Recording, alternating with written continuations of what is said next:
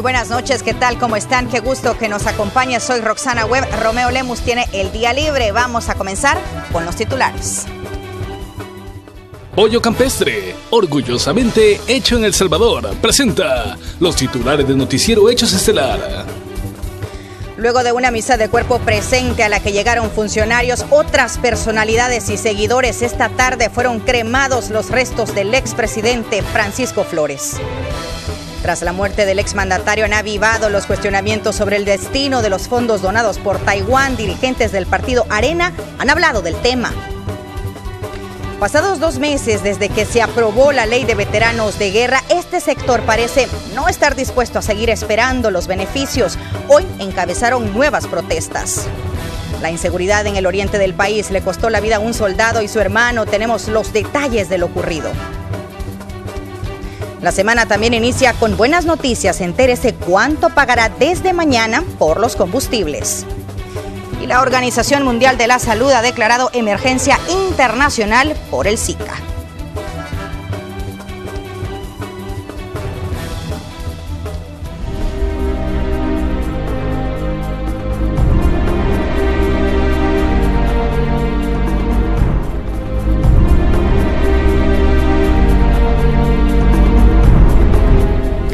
Cientos de personas asistieron a la misa de cuerpo presente del expresidente de la República, Francisco Flores, que se caracterizó por un mensaje litúrgico de paz y perdón. Rosas blancas adornaban el altar de la Basílica Nuestra Señora de Guadalupe en Antiguo Cuscatlán, preparativos para una modesta ceremonia, la última misa del expresidente de la República, Francisco Flores. Personas comenzaron a llegar desde temprano, muchos conocidos y también aquellos que sin haber cruzado palabras con el exmandatario le guardaban respeto y cariño. Un amplio dispositivo de seguridad que limitó el ingreso al templo, que cada vez lucía más abarrotado. La ceremonia inició puntual, las campanas sonaron, el féretro acompañado de esposa e hijos de Francisco hizo su recorrido hacia el altar.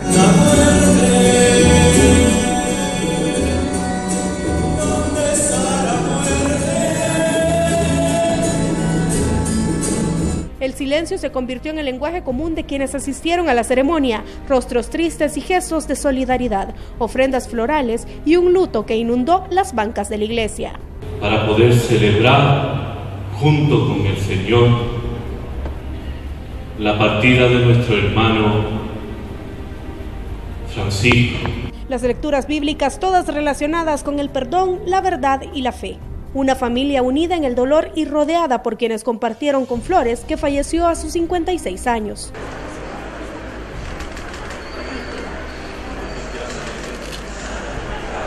Una hora y media duró la misa de cuerpo presente y posterior a ella se hizo una fila para dar el último adiós al exmandatario, dar el pésame a la familia.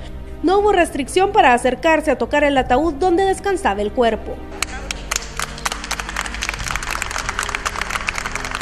La despedida se prolongó por 2 horas y al salir de la iglesia hubo una nueva ovación.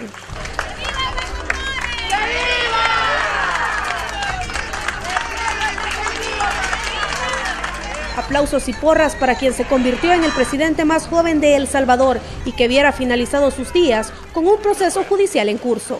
Con imágenes de Roberto Martínez informó Cristian Recinos. Y luego de la muerte del expresidente Flores han cobrado fuerza los cuestionamientos sobre el destino de los fondos donados por Taiwán. El exmandatario de la República, Alfredo Cristiani, y el presidente del COENA han hablado al respecto. El dinero siempre estuvo en Arena desde el principio. Juan Marco Flores, hijo del expresidente Francisco Flores, abrió una caja de Pandora al señalar directamente al partido que llevó a su padre al poder como el receptor de los fondos donados por Taiwán. Fondos por los que su padre murió esperando un juicio. Las miradas se centran en el partido y uno de los primeros a los que se preguntó al respecto es el expresidente Alfredo Cristiani. Que no es primera vez que Taiwán ayuda a partidos políticos afuera del país. En mi opinión, el dinero venía para el partido, no creo que venía para obras sociales. Las miradas se posan también en el actual presidente del partido, Jorge Velado, a quien Juan Marcos Flores también ataca al decir que dejó solo a su padre. Sobre Velado cayó una avalancha de preguntas sobre los fondos de Taiwán. Yo no le puedo decir si las personas que en ese momento manejaban el partido sabían cuál era el origen inicial de los 10 millones, pero nunca hemos dicho de que ese dinero no llegó ahí, y todos sabemos quiénes eran en aquel momento los responsables, quién era el presidente y quién eran los responsables de la campaña, quién era el candidato presidencial, y creo que ellos son los que mejor pueden decir qué hicieron con ese dinero.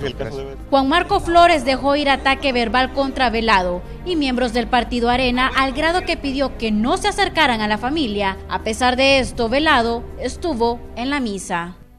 Lo comprendo a él, y repito, me solidarizo con él, con su familia, y lo que hemos venido a hacer esta mañana aquí es a despedir a esta persona que fue un gran presidente. La guerra de declaraciones que se ha desatado en Arena indica que todavía falta mucho por decir en torno a los fondos donados por Taiwán. Por ejemplo, la fecha de los terremotos y el tiempo que el dinero fue puesto a disposición por el país asiático no coinciden. ¿Esos cheques fueron emitidos en el 2003? Sí, para la campaña de Tony Saca. Entonces no tiene nada que ver con los terremotos ocurridos en el 2003. Absolutamente nada, es más, entraron dineros para eso que están debidamente documentados y se utilizaron para eso. Para la familia Flores, con la muerte del expresidente se está cerrando un capítulo, pero para el partido Arena, otro se está iniciando y se avecina una tormenta en torno a las aclaraciones que se deben hacer sobre el uso que se dio al dinero taiwanés. Con imágenes de Juan Castellanos, este es un informe de Marcela Rivera. Y el féretro del expresidente Flores no solo fue acompañado por familiares, funcionarios y otras personalidades, también por seguidores y curiosos. Minutos antes del traslado de los restos del exmandatario a la Basílica de Guadalupe, un migueleño se lucía con unos cuadros, pensamientos y condolencias para la apesarada familia. Se apostó a las afueras del cementerio privado en Antiguo Cuscatlán, en reconocimiento, según él, a un gran hombre. Como un gran estadista, como un gran gobierno que trascendió en El Salvador, que pudo llevar a El Salvador por los caminos más adecuados, dándole cambios completamente grandes. Mientras en la Basílica de Guadalupe otro buen número de seguidores y curiosos permanecieron a las afueras y hasta en la pasarela. Muchos, como doña María Lucía, lamentaron el no haber podido ingresar al templo para participar de la misa de cuerpo presente. Lo sentimos mucho porque para nosotros era una gran cosa. ¿Cómo lo van a recordar ustedes? Ay, siempre lo vamos a tener en el corazón. Que lo bueno que fue. Se le siente algún cariño especial a él por haber sido presidente. Nosotros pensamos que hizo un buen trabajo. Pero en medio de la nostalgia hubo llantos y frustración. Doña Ana Vilma llegó desde Mexicanos y con evidente impotencia habló de los momentos que tuvo que enfrentar el expresidente Flores tras las acusaciones del supuesto enriquecimiento ilícito y otros delitos por los que era procesado judicialmente. Y muchas acusaciones, digo yo, ya basta, ya, de que lo dejen en paz, ya él ya está muerto. Esos querellantes, yo si fuera nuestra familia, yo los mandara muchísimo, ya sabe a dónde va. Aquí estamos los que verdaderamente quisimos a este hombre, un gran hombre, que en paz descanse. En medio de seguidores y curiosos se desarrolló la misa de cuerpo presente del exmandatario salvadoreño Francisco Flores. En muchos de ellos se apoderó la frustración por lo que le tocó vivir meses antes de su muerte. Con imágenes de Ricardo Tovar, Claudia Cusco. Diplomáticos y exdiputados también asistieron a misa de cuerpo presente del ex jefe de Estado Francisco Flores. Ha ido una gran persona, un gran líder de nuestro país, alguien que dio mucho por esta patria. La misma del expresidente reunió a personas retiradas del ambiente político. A despedir al expresidente Francisco Flores también se dieron cita diplomáticos y diputados. Las muestras de solidaridad con la familia no faltaron. Solidarizamos con ellos desde el primer momento que estaba enfermo y esperamos que después de la muerte de él haya un mensaje que escuche la población. Es una pérdida que el país ha tenido de un hombre estadista, un hombre que se dio para El Salvador, y que en este instante venimos a estar aquí con él en sus últimos momentos y con la familia. El expresidente de Guatemala, Alfonso Portillo, quien también enfrentó un proceso judicial y quien fue cuestionado, al igual que Flores, por fondos taiwaneses, estuvo presente. Un dolor muy profundo, una tristeza inconmensurable, la pérdida de un amigo, de un compatriota centroamericano, de un hombre brillante, de un hombre de un gran corazón. La muerte de quien fue el presidente más joven de El Salvador y el primero en décadas recientes en ser acusado por corrupción causó revuelo entre sus amigos y detractores. Con imágenes de Juan Castellanos, este es un informe de Marcela Rivera. Y el presidente de la Cámara de Comercio, Luis Cardenal, lamentó el fallecimiento del expresidente, asegurando que el contexto político y judicial que lo rodeó solo generó más división en la población. Incluso lo señaló de una venganza política. Que nos motive a una reflexión, que en el país la justicia no puede ser utilizada como venganza o vendetta política, que aquí las diferencias o los cuestionamientos deben de manejarse de forma civilizada, de forma jurídicamente correcta, y que no tengamos que estar lamentando situaciones como estas que generan más polarización, más desconfianza, inclusive en algunos casos más odio. Y tras finalizar la misa de cuerpo presente realizada en la Ceiba de Guadalupe, los restos del expresidente Francisco Flores fueron llevados de nuevo al complejo funerario Montelena, lugar donde fue cremado, según lo informó su familia. Y tras la muerte del expresidente y los señalamientos que han surgido sobre el caso China-Taiwán, surge la pregunta, ¿qué pasará con el caso Flores? Nuestro compañero Julio Guevara nos informa. Padecimientos de salud le arrebataron la vida al expresidente Francisco Flores, justo cuando enfrentaba un proceso judicial. Fue llevado al banquillo de los acusados en varias ocasiones, sin embargo no fue vencido en juicio. Significa que murió inocente de cualquier señalamiento, dice este experto en leyes. La Fiscalía General de la República solo había promovido acción penal en contra de él por diferentes delitos, entonces ese proceso termina hasta allí. El juez del caso tiene que dictar sobreseimiento definitivo en relación a la responsabilidad penal, pero podría quedar pendiente la responsabilidad civil, es decir, la restitución del daño que al país le causó el desvío de fondos donados por Taiwán. Según la Fiscalía, son $15 millones los que deberían ser restituidos al Estado. En este punto, la querella del caso Flores está dispuesta a dar lucha. Una de las maneras para poder hacerlo es, recordemos que de momento hay bienes inmuebles y algunas cuentas bancarias a nombre del expresidente que están congeladas y que son parte de este proceso judicial. Entonces, el tribunal deberá decidir si basta con efectivamente estos bienes para poder hacer efectiva la responsabilidad civil. Pero esto no es todo. Los querellantes no olvidan que durante el proceso enfrentado por el ex jefe de Estado salieron a luz nombres de personas y el de un instituto político como presuntos destinatarios de los fondos. Contra ellos se podría abrir un proceso judicial, advierten.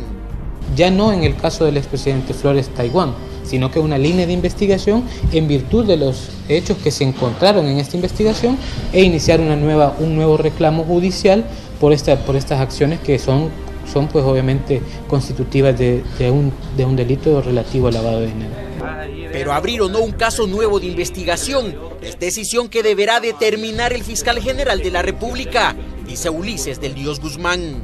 Quien va a estar exento de responsabilidad penal es el expresidente por la muerte, pero no a otra persona o a otras personas que eventualmente resultaren involucrados en el mismo hecho y que eventualmente pudieran tener responsabilidad, si es que las tuvieran. Francisco Flores murió, pero no significa que el caso de desvío de fondos haya terminado. Han asegurado organizaciones sociales que desde meses atrás solicitaron que el Ministerio Público investigue a los llamados destinatarios. Con imágenes de Alfredo López, Julio Guevara, Noticiero Hechos. Son las 8 de la noche con 14 minutos. Nosotros vamos a nuestra primera pausa comercial, pero antes quiero hacerle una importante invitación para que no se pierda mañana el programa Buenos Días, desde las 6 hasta las 9 de la mañana. Ahí vamos a tener como invitado al especialista penal de la Unidad de Defensoría Jurídica de la Fiscalía General de la República, Juan Carlos Chévez. Recuerde, desde las 6 a las 9 por Radio Sonora, y va a estar su servidora junto a Manuel Burgos. En minutos le contamos sobre todo lo que las autoridades de centros penales encontraron durante una requisa en un penal del oriente del país.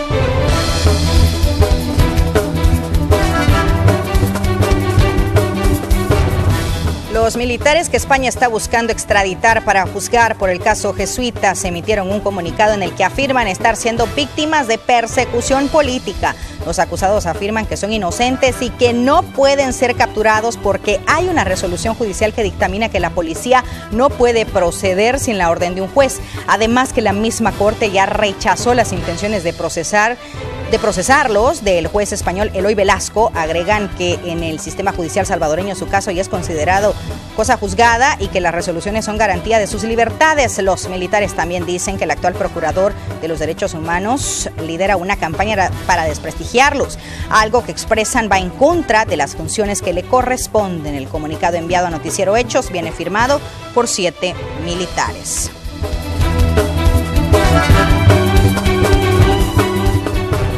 En otros hechos y en pleno inicio de semana, un caos vial se generó en la zona del Monumento al Salvador del Mundo, originado por una nueva protesta de veteranos de guerra, quienes aseguran que siguen esperando los beneficios que la ley aprobada para el sector les ofrece.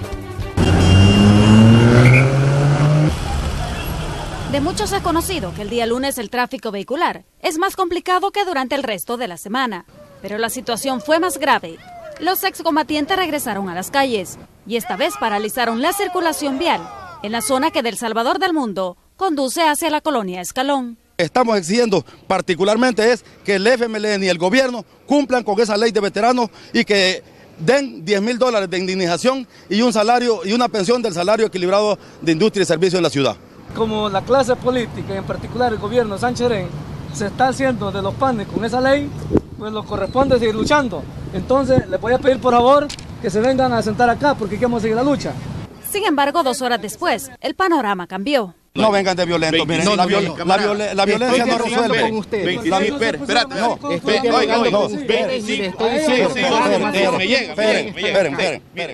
Sus demandas fueron escuchadas a través de los medios de comunicación, pero a los agentes no les importó y la orden de quitarlos de la calle se cumplió. La vamos a quitar nosotros, cálmate. No la quiten ahorita.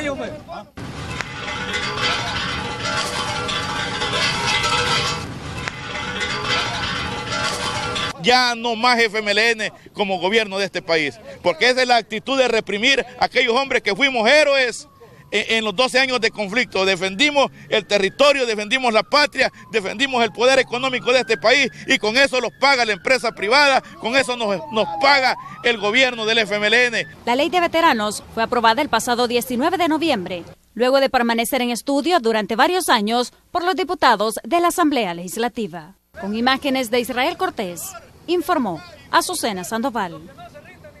Y la Sala de lo Constitucional suspendió una audiencia donde estaba citada la presidenta de la Asamblea Legislativa para explicar por qué no se ha acatado una resolución que ordena reformas al sistema de pensiones, pero no se presentó.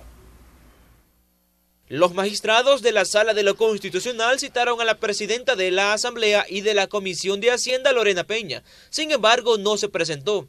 El citatorio era para explicar por qué el legislativo no ha acatado una sentencia emitida hace 13 meses para que el gobierno pague más por el uso de los fondos de los trabajadores, el mismo interés que paga a financistas internacionales. En su lugar llegó un representante legal que no fue capaz de responder al interrogatorio de los magistrados. Dentro de las propuestas de las agendas va incluido el tema de la ejecución de la sentencia. Entonces lo ha agendado. Usted interpretará. Yo interpreto. La pregunta es directa, doctor. El tribunal considera que es inútil continuar con la audiencia, que no está dando respuestas satisfactorias. El representante de la titular, de la presidenta de la Asamblea Legislativa. Ante la imposibilidad de responder las preguntas, la audiencia fue suspendida y la Sala de lo Constitucional emitirá una resolución en los próximos días ante la falta de cumplimiento de los diputados. El tribunal va a tomar la decisión respecto al cumplimiento o incumplimiento y las otras consecuencias derivadas del mismo el día 15 de febrero. La parte demandante cuestiona la inasistencia de la presidenta a la audiencia y la falta de voluntad de los diputados para hacer estas reformas, pero el representante de la Asamblea tiene otra lectura. La presidencia per se no decide lo que ocurre al interior del órgano colectivo. Me deja una sensación de tristeza, pero al mismo tiempo también una sensación de que afortunadamente la sala ya anunció un plazo en el cual va a tomar una decisión. Aunque cada partido político tiene una propuesta de reforma, la discusión en la Asamblea no culmina porque se desconoce la capacidad que tiene el gobierno para pagar más intereses. Con imágenes de Iber Ábalos, informó Raúl Hernández. Y mientras se desarrollaba la audiencia especial, organizaciones sociales se concentraron en las afueras del centro judicial exigiendo a los diputados pronto cumplimiento de la sentencia de la Sala de lo Constitucional. Es el futuro de los cotizantes el que está en juego, recalcaron. Estamos acompañando este proceso, primero por ser un día histórico en donde la Honorable Corte Suprema de Justicia toma acción en temas que son propiamente laborales y que tienen que ver con la rentabilidad de las pensiones y el futuro de las pensiones de todos los trabajadores y trabajadoras de este país. Vamos a hablar de violencia. Un taxista, identificado como Giovanni Alexander Ayala, de 33 años, fue asesinado sobre la calle Concepción y 16 Avenida Sur de San Salvador. Tras el hecho, el cuerpo de la víctima quedó adentro de la unidad y, según versiones preliminares, un pasajero le habría disparado desde el interior del vehículo. Aún se desconoce el móvil del crimen. El fallecido deja 3 niños en la orfandad. Un enfrentamiento con la policía dejó 2 supuestos pandilleros muertos en el cantón Llano Verde del municipio de Cayaque. Uno de los fallecidos fue identificado como Gerardo Isaías Iraeta, de 18 años. En la zona se desarrolló un operativo que solo dejó algunas retenciones de sospechosos. Los cuerpos calcinados de un elemento de la Fuerza Armada identificado como José Roberto Machado y el hermano de este identificado como José Manuel fueron encontrados en la calle que conducía al municipio de Jucuarán, en Usulután. En la escena fue encontrada una motocicleta que también estaba quemada. Este no fue el único hecho violento registrado en el oriente del país. En el cantón El Rebalse de San Miguel, 3 hombres fueron asesinados. Preste atención a lo siguiente: pese a los controles que existen en las cárceles, siguen ingresando ilícitos. Durante una requisa en el penal de Ciudad Barrio San Miguel, las autoridades encontraron, escuche usted, 320 teléfonos celulares, 705 chips, así como $11,301 en efectivo. Y esto no es todo: 25 plantas de marihuana, corbos, cuchillos, 5 DVDs, 3 consolas de juegos, una pistola y munición.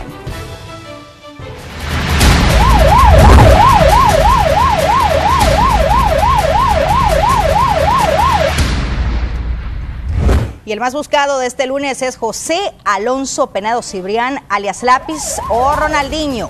Es buscado por el delito de extorsión. Si usted tiene alguna información, comuníquese, por favor, con las autoridades.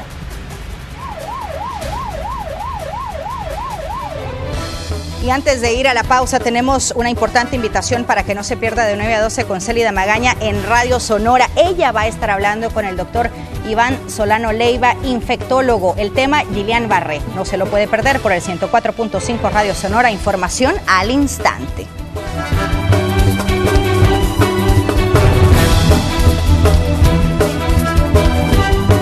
Un joven alemán se encontraba en viaje de turismo por las históricas pirámides de Giza en Egipto, aunque ese pues no era su sueño. Lo que quería era escalar una de estas maravillas del mundo y poder descubrir el paisaje.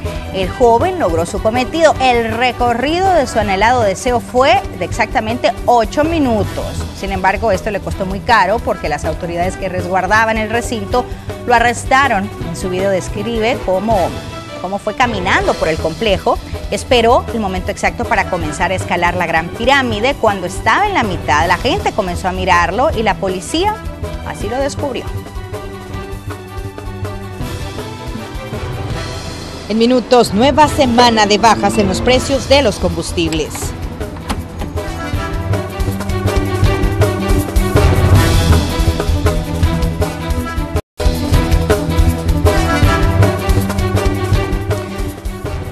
Muchas gracias por continuar con nosotros. Estas son buenas noticias. A partir de mañana nuevamente habrá bajas en los precios de los combustibles. Preste atención, la gasolina especial va a disminuir entre 7 y 8 centavos. El galón de la gasolina regular le costará entre 8 y 9 centavos menos y el diésel bajará 8 centavos a nivel nacional. Las nuevas bajas tendrán vigencia entre el 2 y el 15 de febrero.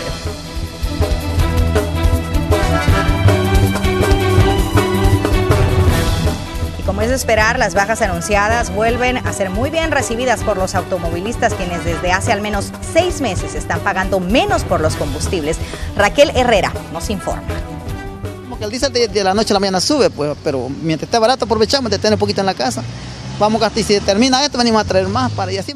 Don José Ortiz es uno de los 900,000 automovilistas que a diario llenan los tanques de los vehículos en un negocio familiar. Son al menos 300 galones de diésel que consume al mes. Él aprovecha los buenos precios y almacena por si la situación cambia tarde o temprano. Combustible que ha bajado tanto la gasolina especial, la regular y el diésel, que usamos diésel, pues sentimos una gran ventaja. Nosotros sentimos una gran ventaja, pues y damos gracias a Dios que si eso se mantuviera, pues para nosotros nos ayuda bastante los pobres.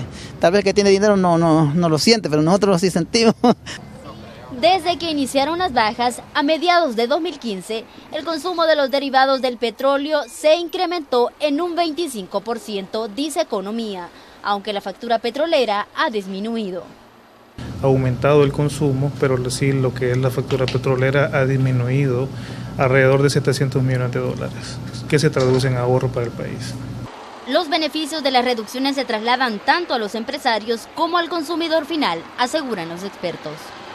El principal impacto se expresa en la reducción de los precios de energía. Únicamente el año anterior o hasta enero de este año, la reducción en la tarifa de energía ha sido cercana al 33% y en buena medida esa reducción tan importante se debe a la reducción de los precios del petróleo. Obviamente esto no solamente es un beneficio para el consumidor final en los hogares, pero también para la industria que es intensiva en el uso de energía eléctrica para sus procesos productivos. El parque vehicular en el país ronda los 920,000 vehículos. Según Economía, solo en 2015 el consumo de gasolina fue de al menos 44 millones de galones mensuales, alrededor de 1.5 diarios. Y no es para menos. Cuando está barato, la población llena los tanques, dice don José, opinión que es compartida por otros automovilistas. Imagínense cuando la gasolina llegó a 5.25, específicamente el especial, era mucho lo que pagábamos y ahora ha bajado cierto porcentaje. Eso nos beneficia como consumidores a nosotros, es de darle gracias a Dios. Mientras el precio del petróleo cae en el mundo, el diésel ha sido de los derivados con la reducción más significativa, dice Economía. En 2014 el galón rondó los $4.15, hoy se puede encontrar a $1.90. Si usted es uno de los más de 900,000 automovilistas que circulan por el país y que le preocupa que la tendencia de los combustibles vaya a variar, expertos indican que este 2016 la tendencia será a la baja. Con imágenes de Denis Bolaños, un informe de Raquel Herrera. Gracias, Raquel. Y ahora vamos con la sección que nos ha preparado Crisia Recinos, Economía al Costo.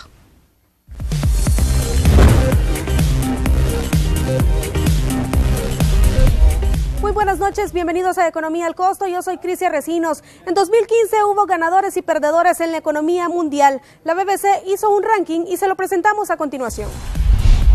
Los ganadores: la economía de Estados Unidos, que tuvo mayor estabilidad, mantuvo un crecimiento sólido pese a la volatilidad de Europa y China. Los refrescos peruanos cada vez ganan más espacio entre países asiáticos. Anuncios ecuatorianos que llegaron al Super Bowl. fue el primer país en poner avisos para turismo, 30 segundos de transmisión que costaron al gobierno ecuatoriano cerca de $4 millones. Los Santo Domingo, la dinastía colombiana accionista clave en SAF Miller, concretó negocios de fusión de más de $100 millones, proveyendo así 1 de cada 3 cervezas que se toman en el mundo. Los habitantes de Alaska les llegó dinero gratis del gobierno proveniente de regalías petroleras. Se entregaron $2.072 en efectivo a cada ciudadano.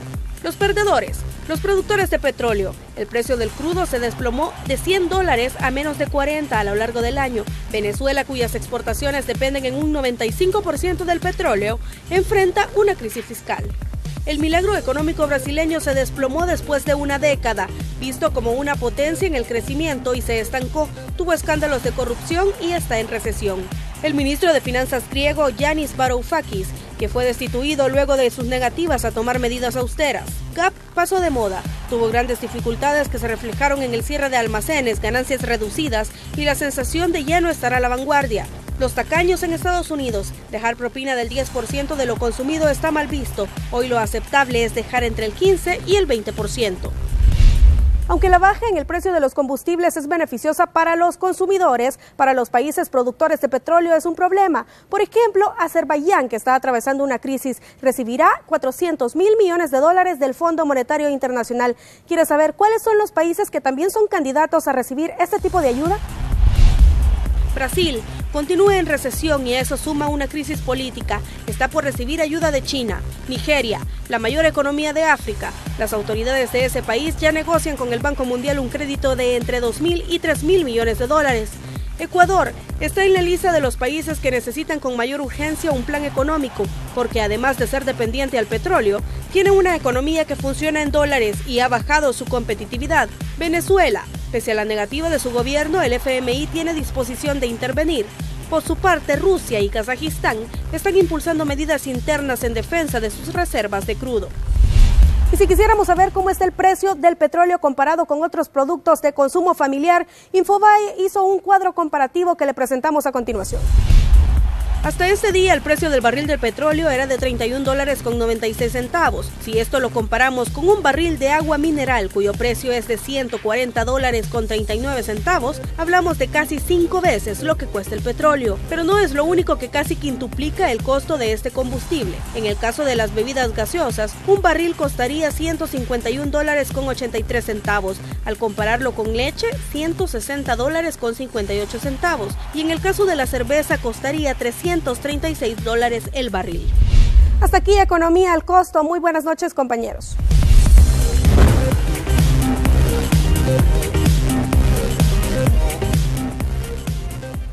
Y preste atención, si usted circula por el paso a desnivel El Trébol en Ciudad Merliot, la circulación en la zona será habilitada mañana. Han pasado 72 horas desde que una tubería de agua potable se rompió en el paso a desnivel que conecta el Boulevard Merliot hacia la carretera al Puerto de la Libertad. Esta situación ha creado un bloqueo total en ese sector e inconformidad en los automovilistas, que aseguran no hay buena señalización en la zona y desconocían por completo los trabajos por parte de la Asociación Nacional de Acueductos y Alcantarillados. Afecta para el trabajo, porque la verdad es que, acuérdate que este sentido comuna Santa Tecla, Santa Elena, entonces al final nos afecta porque tenemos que dar la vuelta. La verdad que sí es una calle bien principal para pasar. No han avisado nada. ¿Qué le parece la señalización que hay en el lugar? Mala, porque mire, ya me lo iba a echar yo. Sí, mala, allá estuviera ya la señalización bonita, con triángulos y todo, pero nada de eso. Lo afecta bastante, porque hay que desviarse, buscar zonas donde salir y todo eso. ¿Y el tráfico está pesado? Sí, está pesado. Los encargados de la obra en la zona, mejor conocida como El Trébol, aseguran que la tubería ya fue reparada y ahora deben rellenar el hoyo que hicieron ante esta emergencia atendida. El día de hoy esperamos terminar aquí con lo que es la compactación. Lo que se encontraba aquí era una fuga, en una tubería de diámetro de 10 pulgadas. La tubería la encontramos a una profundidad de 8 metros más o menos. Para este martes 2 de febrero, en horas de la mañana, se espera la habilitación parcial del tráfico hacia la carretera al Puerto de la Libertad y el Boulevard Merliot. Por el momento, ANDA no tiene el consolidado del costo de la obra que mantuvo sin agua potable durante 48 horas a sectores de Antiguo Cuscatlán, Santa Tecla y San José Villanueva. Con imágenes de Adalberto Cruz, este es un reporte de Néstor Hernández. Vamos con un avance de los deportes con Carlos Artiga. Carlos, buenas noches, ¿cómo estás? Hola, buenas noches, Roxana, ¿cómo te va? Es un gusto acompañarte y bueno, compartir contigo lo que traemos en los deportes. ¿Cómo te va? ¿Cómo te ha ido en el lunes? Ay, muy contenta, la verdad, un muy buen fin de semana. ¿Y tú? Sobre todo contento porque esta noticia que acabas de mostrar es muy buena también para todos los automovilistas que tuvieron problemas hoy. Sí. ¿Te acordás que platicábamos en la mañana en Radio Sonora que esto podía tomar 24, 72 horas? Pero esperemos que ya mañana esté resuelto, ¿no? Como acaban de informar. Así anunciaron. Eso es lo que han dicho.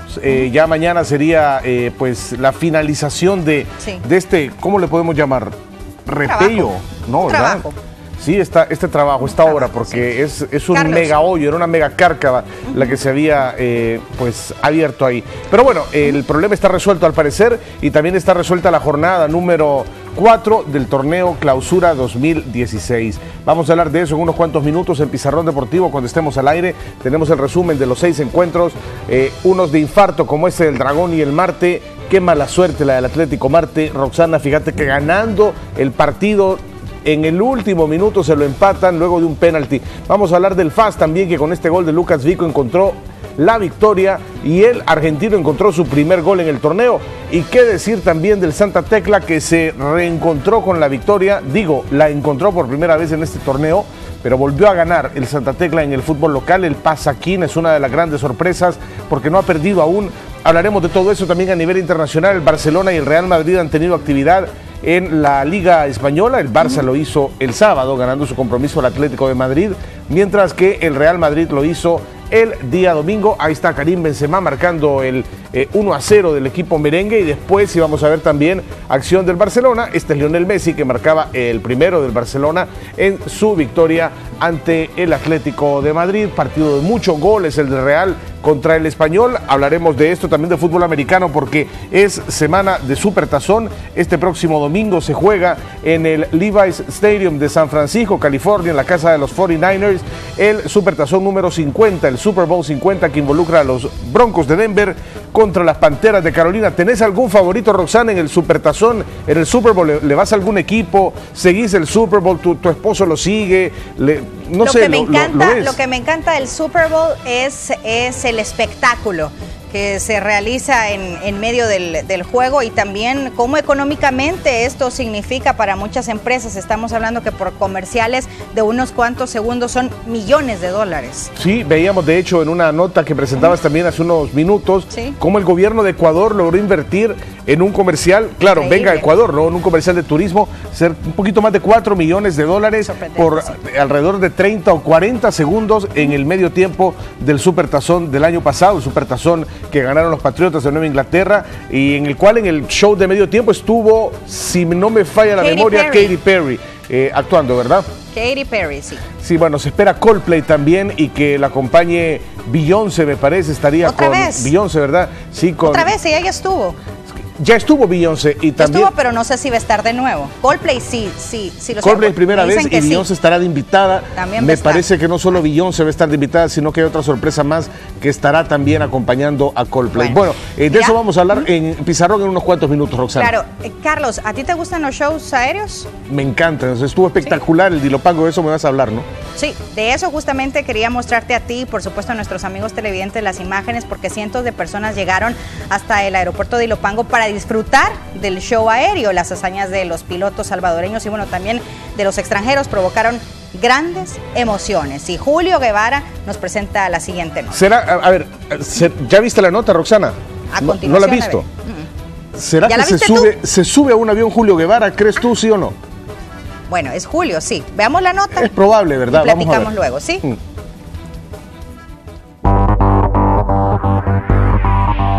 La mirada de cientos de salvadoreños estuvo directa al cielo.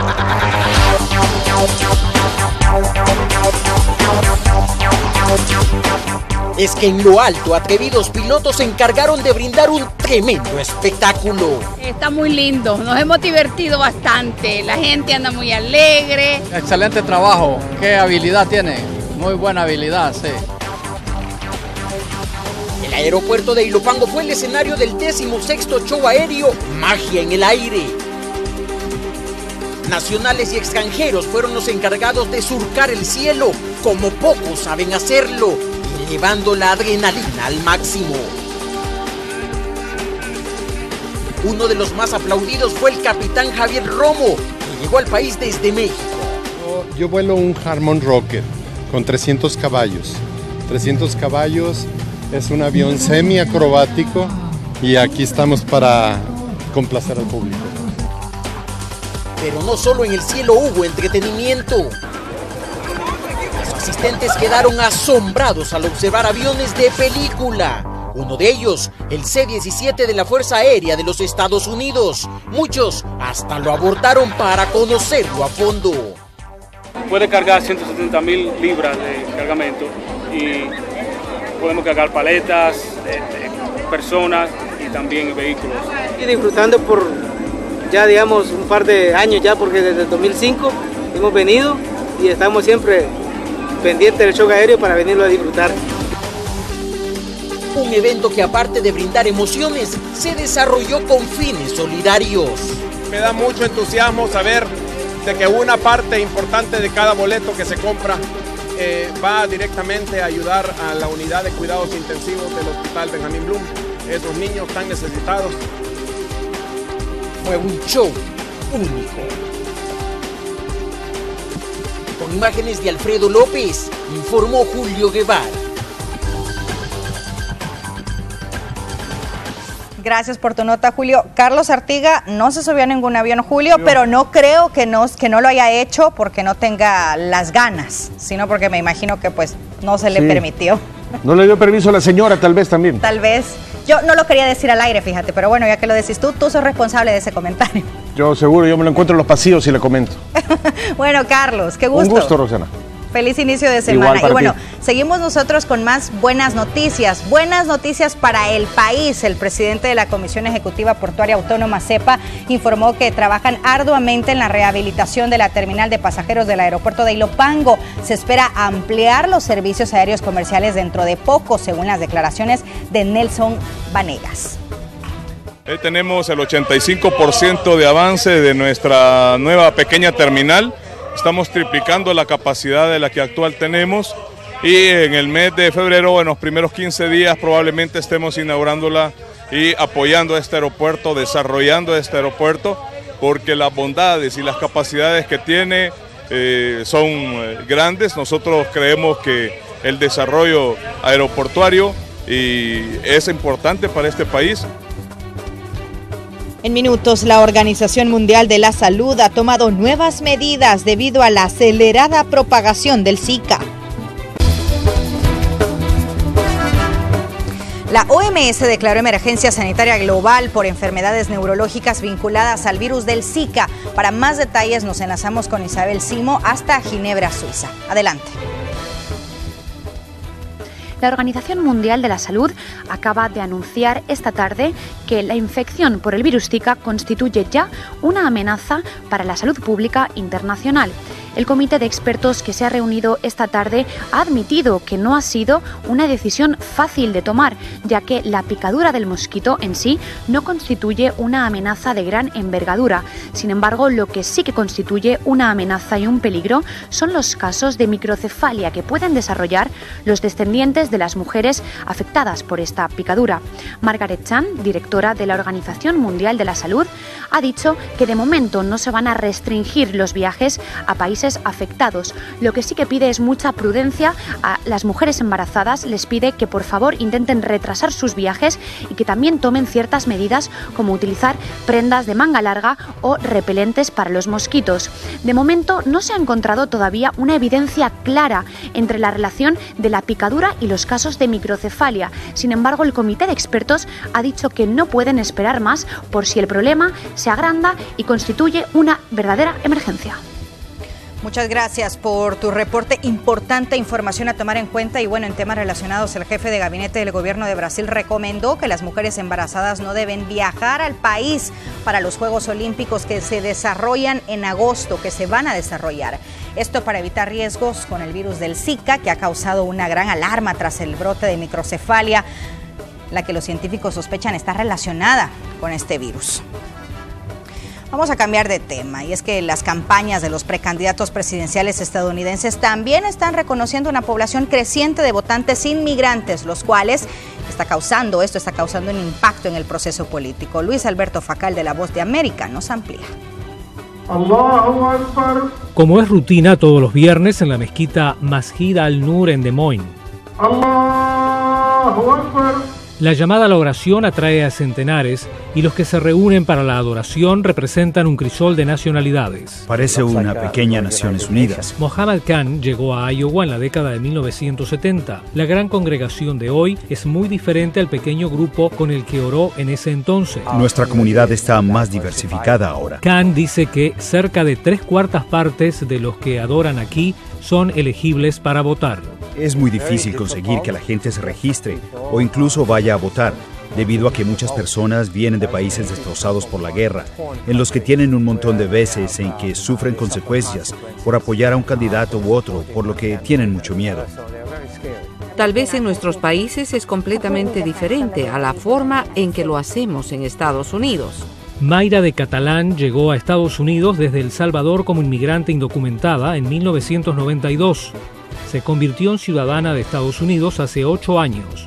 Esta asamblea partidaria de Iowa será su primera. Tomé la iniciativa de buscar y leer sobre cómo participar también. Definitivamente estoy muy emocionada por ello en esta ocasión que la última vez. El esfuerzo para alentar a más inmigrantes como de Catalán a votar es una campaña puerta a puerta para Joe Enrique Henry de la Liga de Ciudadanos Latinoamericanos Unidos. Somos un 6% de la población, pero tenemos más de 20% de los niños en edad escolar. Estamos creciendo rápidamente en Iowa. La divulgación de Henry está dirigida a la comunidad hispana, que representa a la mayor parte de la población inmigrante de Iowa. Hay 1,9 millones de votantes registrados, pero solo 200,000 participan en las asambleas electorales. Tenemos 50,000 votantes registrados dentro de la comunidad hispana. Queremos que de 10 a 20,000 de nuestros votantes participen. Podemos desempeñar un papel con ese porcentaje, con esa cantidad de votantes. La gente no debería tomar por sentado a las minorías, ya que podrían perder por un voto. Votos que podrían hacer toda la diferencia para un candidato atrapado en una estrecha contienda. Luis Alberto Facal, Voz de América, Washington.